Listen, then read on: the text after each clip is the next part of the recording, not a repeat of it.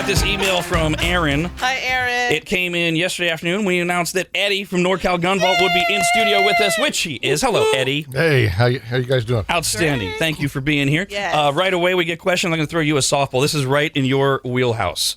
She says, hey, Eddie, I live in a house with guns. My husband is an avid hunter. He's a great gun owner, and while I have no issues being in a house with guns, I know myself well enough to know I am too anxious to handle one myself. The one time he took me shooting, I cried after firing at a soda can, and I never touched it again. Aww. It makes me so anxious to be near a gun. So here is my issue. My husband works out of town a lot. We have a toddler and a baby on the way, and recently a scare has made me realize I have to get over my phobia.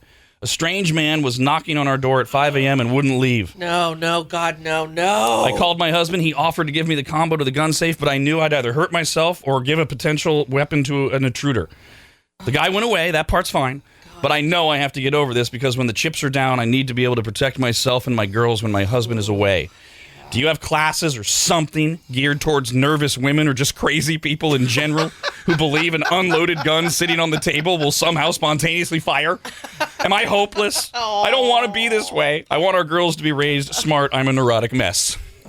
Dear reader, so, we have a great class, a basic firearm ownership class on May 26th. It's easy to sign up for. You can either call us, you actually just come in and we can take the money there, take the reservation for the class. It's 2 hours, 6 to 8 p.m. on 29th, you said? May 26th. 26, okay. Yeah, 6 to 8 p.m. It's a Wednesday, and it's 2 hours. It's a non-shooting class, but there is firearm handling instruction in there, so that'd be perfect for where she's at. Could she just call or and do it over the phone, or does she need to come in? She could call the phone. Yeah. And say I'm Aaron, the neurotic mess, and I really want to get registered for this. And how often do you do those in case she's like, oh my God, that's the one day I can't go? Oh, we do them once a month. Okay. Are they listed on the website at NorCal Gun Vault? They're listed on the training tab in the website, and you can see those as well as the CCW classes and everything else we do. Hey, you're not a lost hope by any means. Growing up, most people around us had guns, but I mean, I never did, never held one, and I wasn't ever against them. They just also kind of freaked me out, wondering how I would handle one, and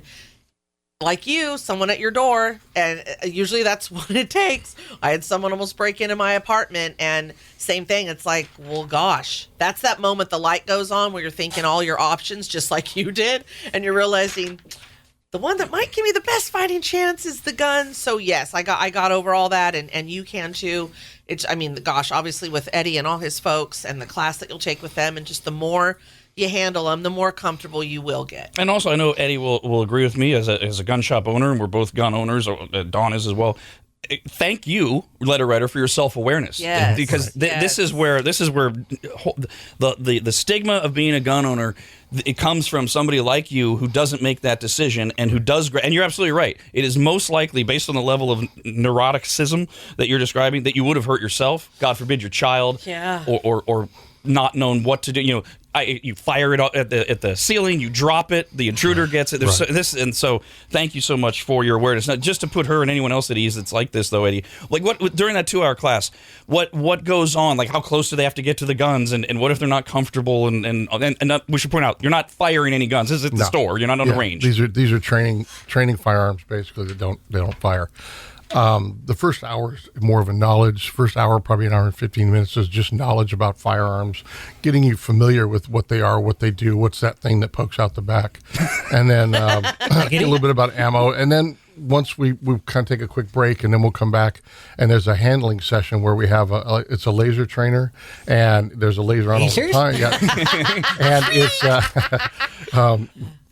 when you fire it gives off a secondary laser so you can see if there's any movement. And we just kind of go over firearm handling, range etiquette, so you kind of know what to do when you go into the range, so you don't walk in there like a noob and paint everybody with the muzzle thing. Do you ever get to the point where you fire that gun that you have in the store that makes a noise, but it isn't really a gun, and you have to yell to everybody in the store, "Hey, I'm about to do this, so don't pull out your weapons"? Right. That is one of the training tools we use, is that air pistol, just because it has the blowback and the recoil, so they can kind of get an idea of what that's going to be like, just at a higher level. I'm remembering that a few years ago, I was on a flight to Austin, but we stopped in Vegas, and a bunch of people were, my flight from Sacramento to Vegas first was loaded with a bunch of people going to SHOT Show, and there were a bunch of women too. And two of the women sitting next to me, the one was in the middle seat, her husband, lifelong law enforcement, both her sons, and terrified of guns. Never shot one, terrified. And so they're going through telling me that story. And then the other girl's sitting on the end seat, and they said, and now who is the best shot in our group? Her. So and the same thing she was talking about, what Eddie was just talking about. She went through the same course that Eddie was just talking about, and it really helped her, and now she just feels so strong and empowered. You got questions for Eddie? It's rad@radradio.com. You can call 888-989-9811. I'm going to go through a story here that's one of the reasons you and I were texting back and forth to have you on and have you either confirm or deny a few of these things. First-time gun owners are helping to push record levels of gun sales for the second year in a row. Buyers are white, black, Asian, and Latino, and they come from all political beliefs.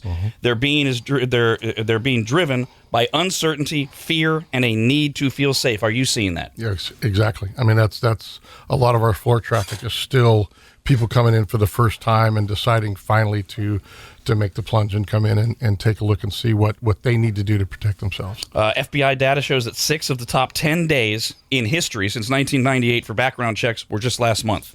Yep. Has it been that busy consistently right up until Wow. it? It's been holiday level traffic since March of last year, Wow. and so it's been quite intense. The National Shooting Sports Foundation said gun shop owners reported 40% of customers were first-time gun buyers this year already in the first 4 months, and that first-timers are purchasing a semi-automatic handgun, outpacing shotguns by 2-to-1 margin. Yeah. All true as well. Yeah. What about inventory? Inventory is it's still light, but it's improving. I'm seeing a little bit more available. We're getting Saturday is kind of a big day for inventory because I'm able to get a bunch of orders in through the week and get them put out on Saturdays. So Saturday is a great day to come in if you're looking for a handgun.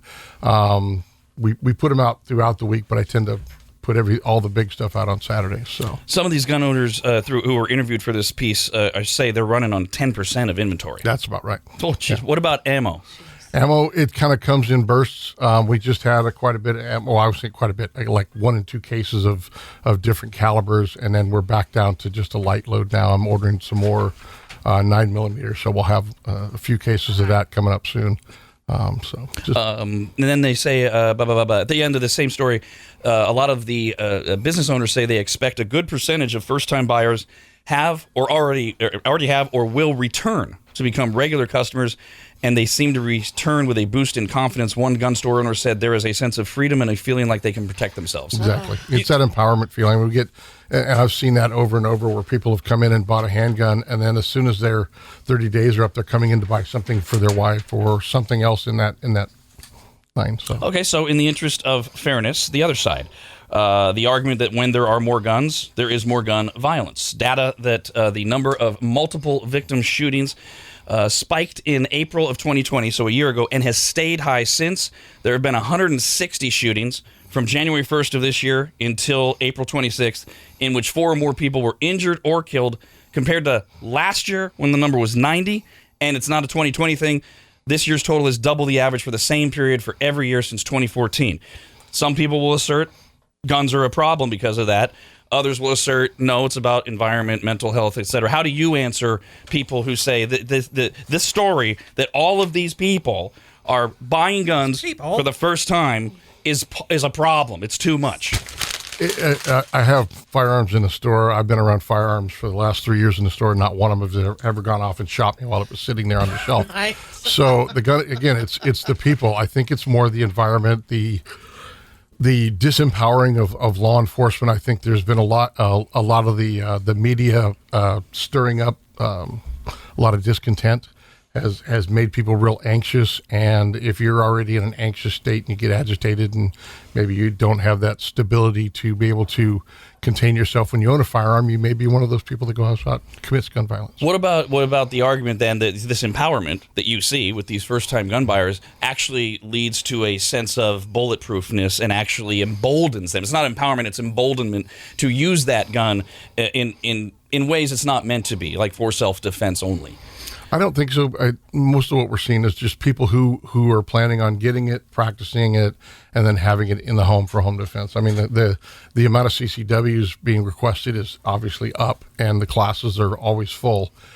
So it's just a progression of people wanting to protect themselves. But for the most part, I mean, it's bringing out a lot of stuff out of the woodwork. I mean, we see actually more, denieds and prohibiteds these days because everybody's pushing on it and seeing where their boundaries are, but they're still getting prohibited. So phone number's 888-989-9811. Hi, Brittany. Hi. I actually had a question. I was wondering, I have a about to be 11-year-old and a 10-year-old girl, and we have guns in the family. So I was wondering, at what age can they start taking the courses? Because I want them to, be fully aware of what's going on, even if we don't have one in the house necessarily. The basic firearm ownership classes for families. I mean, we've had people in there with kids as young as 6. It's an information class, and I think as a family taking it together really helps the kids and everybody understand, what's going on, even to the point of where, we talk to the children about what it is and at their level. So it'd be a great class for you guys to take together. I'm not saying this has to be everyone, and I'm not saying this would be everyone's situation. I'm just speaking from personal experience to children without naming them, because I don't want anybody getting anybody in any trouble in my family. We have some kids from a very young age, as young as 3 and 4, and now they're older, much older, and the guns were always kept in areas where everyone had access. And never ever abused ever, because they knew from a very young age, this is dangerous. This is only if you're in trouble and mom and dad aren't around. And they grew up with kids that were the same way, and they'd all go to each other's houses, and the last thing they ever looked at were the guns, because it was no big deal. Why would I play show and tell with this with a kid? Because we all have this, it's not a thing. And when we would all go out shooting, I will tell you, they handled it like butter. And all of them trust the family members that have brought the guns out, but they still automatically are checking those guns for bullets, even though they know their mom and dad had to have made sure that they weren't loaded. It's just ingrained in them. And so I you can go as young as you're comfortable with or not. It's just, this is from my experience that I've noticed. And I personally feel it's a good idea to get us comfortable young. Email questions as well, rad@radradio.com. Here's one from Glenn. Hi, Glenn. Do you require a background check to purchase ammunition? Yes, you do. By the way, really quick, good morning, Tammy. Got to get the wife in. Yes, Good. Ammunition background checks have been a reality since July of the year before, 2019. And that's not you requiring them. That's no, the state of the California. State, yeah. This is from George. Hey, George. I was wondering if NorCal Gun Vault carries reloading supplies, primers, powders, shot, etc. Even if we don't carry them, but everybody I know that carries them, they're out. Wow. If it's related to gun, it's hard to get. Right. This is from Michaela. Hi, Michaela. My husband and I live in Washington State, but have family in Auburn and Placerville. We always get questions like this. I would love to support your business, but I'm unsure of the laws on buying a gun in California and then bringing it back to Washington. Do you have any tips or advice on this? Sure, the website. You go on there, you order on the website. We ship it to a gun store near you, and we've done quite a bit of that this year. So everybody's always asking about cross-state various things, and it's literally that easy. Go to NorCalGunVault.com, and they can also contact you through there, right, if they have questions. Right. Of course, Exactly. I always forget to say people, as you said earlier, can pick up a phone and call you because we live in 2021 and phone calls are dangerous or something. But Eddie's very, very responsive, Right. And it's that easy. Hello there, Mike. Good morning. Good morning. How you guys doing, anybody? Hey. Morning. So my question is, obviously, I'm prior military. I've been in for 12 years. I just recently got out, and I live back in California. So I've been in 12 years. I've been different places. I've got guns that are legal in different states, things that aren't legal here in California. What can I do with them? I don't necessarily want to get rid of them, but I'm not sure if I really have that option besides not telling the government. Well, the only guns that are really illegal are assault weapons that defined by California Penal Code and anybody can read the penal code and look at the requirements there. But the assault weapon thing, I hate using that term, but it resonates with people. And then any of the 410 shotgun, like the Taurus Judge, Governor, things like that. Other than that, if you owned it before, you can own it here. But if it's an AR style platform, it needs to be in one of two configurations, or it needs to be in pieces. Now, if you owned it before, you can own it here, but he has to still register its existence. Yeah, California likes it. If you do a report of operation of law, you can look that up on Google or California DOJ intrafamilial, and it's the same form. And you can report them, but you got to report, I think, within 30 or 60 days of coming back to the state. If you've been here 6 months, they'll just, they want to know about it, but there's really no mechanism for doing it after that. And to his other question of just what else can I do other than not tell the government, it's basically that not much, and don't use them, because if you use them in the process of defending yourself, you're going to be in trouble. Hot water. I think if you owned them before and you brought them into the state, I guess said you'll probably get some, if you have to use it to defend yourself, some lawyer's going to go after it for not having them registered in the state. But there are mechanisms, but for the most part, if you don't commit any crime, just leave them sitting there. This is from Trevor. Hey, Trevor. Says, I'm not a gun person. I've never known anyone that has one, never seen one in person. You guys keep saying CCW. What the hell is that? I feel very dumb when these conversations. I'm sorry, Trevor. We try not to talk past or over anyone. That's our fault. It's a concealed carry weapon. Concealed carry weapons permit, yeah, and it's issued county by county. The P is silent in CCW. I don't understand. Hello, Christian. That's great. Christian, go ahead. Hey, I've got a question. So I got a DUI felony in 2013. Am I going to be able to purchase a gun in California with a felony that's just a DUI? Any felony is just a felony, to my understanding. That's pretty much just the blanket right there. So no. If it's a felony DUI, it doesn't matter that it's not technically a violent felony. It's a felony and no chance. Right. That's my understanding of it. I've never had anybody have a felony DUI and came back and said, hey, I have a felony DUI and I was prohibited. We just see the prohibited and don't know why. You guys, he said it was just a DUI. No biggie. Speaking of that leads perfectly into the other thing that was going on last week. It's kind of been whiplash for gun owners vis-a-vis the Supreme Court. Last week, the Supreme Court declined to take up 3 challenges to a federal ban on gun ownership for people convicted of nonviolent crimes. This is state by state. Every state has different rules or laws of who can or can't own guns after they get in trouble. But the Supreme Court would not address any of them, which surprised Second Amendment advocates who had hoped the court would chip away at the restriction. The nation's highest court let stand a series of lower court rulings that prohibit people convicted of driving under the influence, not a felony, but just driving under the influence in those type of states, making false statements on tax returns in some states. You can't own a gun after that. Selling counterfeit cassette tapes. That was in Pennsylvania, I think it was. You can't own a gun. Various lower level crimes. So those were states. Those were cases from Pennsylvania, Wisconsin, New York, and the Supreme Court said no, we're not even going to take them. So that for a lot of Second Amendment people, that was like, oh great. Well, they're not even going to rule on it, and that means states can just keep adding to all of the things that we get in trouble with, and then you can never own a gun. And then the Supreme Court, a week later, announced it will consider the scope of the Second Amendment next term in a case concerning a New York law that restricts an individual from carrying a concealed handgun in public. There's 3 states, California, Florida, and Illinois, and D.C., that generally prohibit people from openly carrying firearms in public and make it as hard as they can for you to get the concealed permits. And then there's 8 other states where they have various forms of not being allowed to carry certain guns. And this new case concerns a New York law governing licenses to carry concealed handguns in public. Jacob Charles, the executive director of the Center for Firearms Law at Duke, says the Supreme Court's decision in the case could have an impact on the millions of people living in jurisdictions with restrictive public carry licensing regimes. In other words, they could go as far as to say this CCW thing, they've got to totally relax it, or they have to let you carry.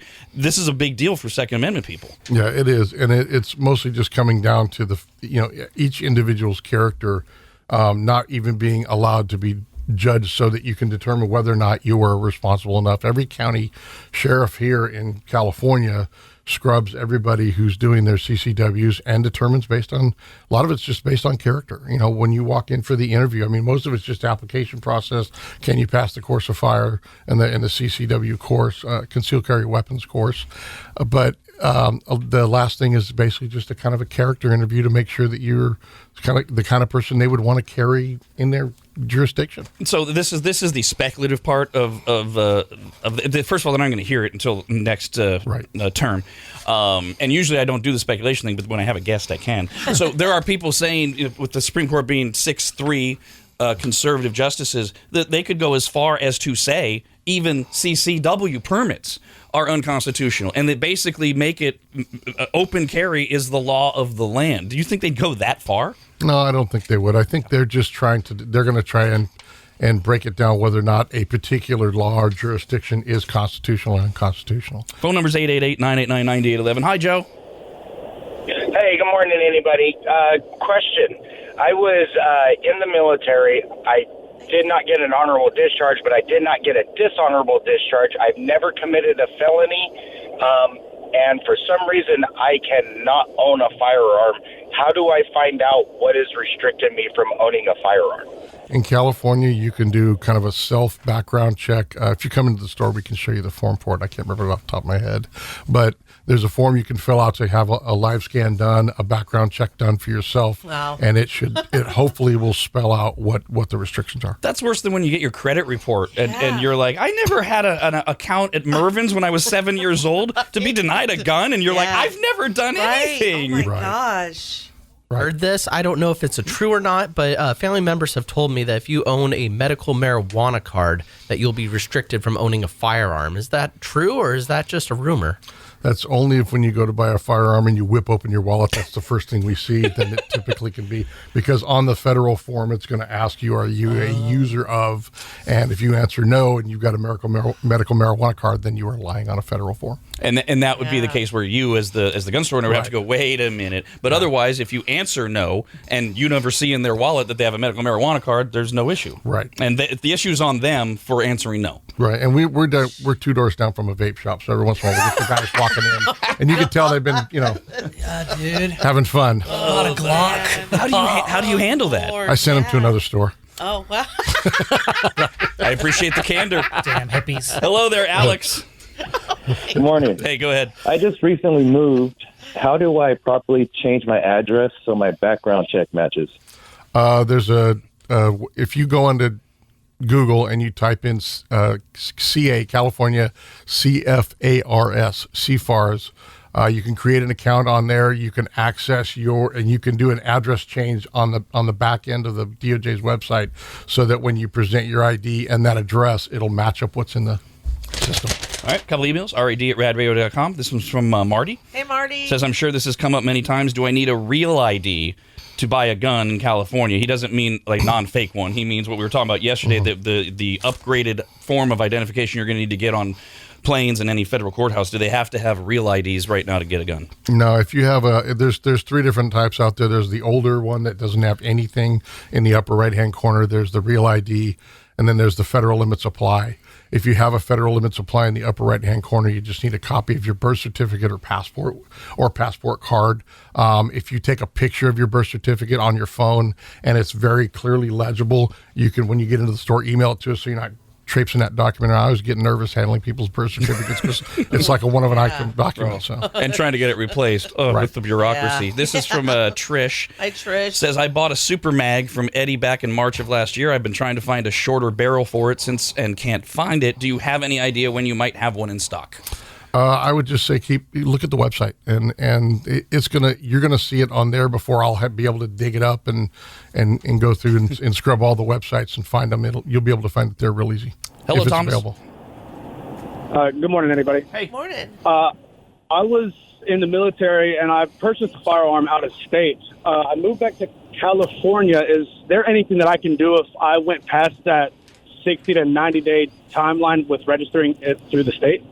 If it's one of these situations where, like, if you're trying to get a concealed carry weapons permit and you've got a firearm but you brought it in from another state, there is a way we can help you get that into the system so that you can carry it. I mean, you got to imagine there's firearms in California that have been around for 50, 60 years, have never been registered because there wasn't a registration system. So it's, they want you to have it on the system, but if you don't, I don't think it's Hello, Dee. Good morning. Hi. My brother gifted me a gun after my dad passed away that my dad had gifted to my brother. It's in a duct-taped closed bin with the cartridge separate. It's not registered. If I was to use it in a situation where I needed to be safe, would I be in trouble because it's not registered? I'm still working on the cousin's brother's aunt and who actually passed away.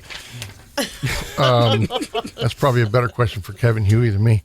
The legal side of that is it's real murky. So I'm not going to jump into the waters of what would happen if you used it. I think that if it was a true self-defense situation, you'd at least have some defense on your side, but I can't really speculate. We've actually had those conversations on the show, and there's been stories around, and a lot of it does come down to, it depends on the county where whatever happens.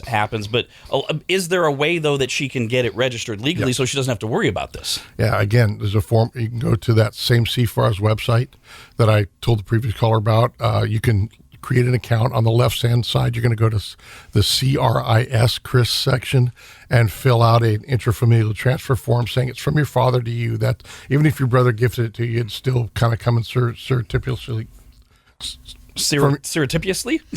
Yeah, it's coming in through the back door to you from your father, and so you would just declare it as a firearm gifted to you from your father. And again, because these stories, I think the most recent one was from New York, but I forget where. The stories are out there of the most sympathetic thing you can think of: a woman home alone, and she uses her gun in legitimate self-defense. Oops, but it's an illegal gun in the state, and she got prosecuted. Mm-hmm. So you can get as angry as you want about the laws of whatever state you live in, right, but why not remove that worry? Right. It's not what you just described. Would you agree it's not that cumbersome? No, it's not. I mean, it's just filling out a form and sending in a check to the DOJ and waiting for them to come back with a letter that says, hey, it's yours. You're okay to carry it. I mean, I feel like if you're wanting to use something as your self-defense weapon, you might want to then just register it, right, instead of take the chance. Or if you're already thinking that this might be a gun you're going to use, then, and you live in California, you just got to go through all the motions. Hello, Chris. Hi, I was wondering if you already have your hunting license, and do you need to take the test to buy one?